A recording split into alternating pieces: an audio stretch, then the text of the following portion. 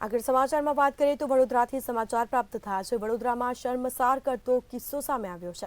સમાચાર વડોદરાથી સામે આવી રહ્યા છે તો સ્કૂલ વાનમાં જતી વિદ્યાર્થીની સાથે શારીરિક અડપલા કર્યા હતા।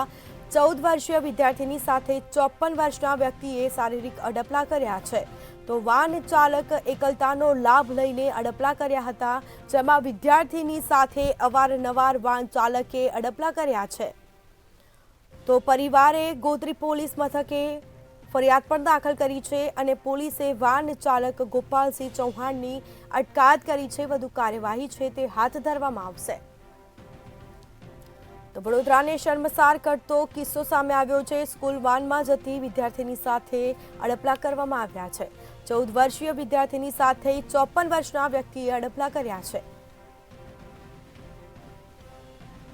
તો વાન ચાલક એકલતાનો લાભ લઈને અડપલા કર્યા હતા, જેમાં વિદ્યાર્થીની સાથે અવારનવાર વાન ચાલકે અડપલા કર્યા છે। તો બીજી તરફ પરિવાર દ્વારા ગોત્રી પોલીસ મથકમાં ફરિયાદ પણ દાખલ કરવામાં આવી છે। તો પોલીસે વાન ચાલક ગોપાલસિંહ ચૌહાણની અટકાયત કરી છે।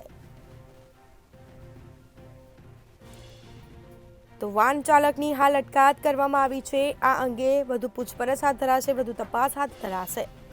તો વડોદરાને શર્મસાર કરતો કિસ્સો સામે આવ્યો છે।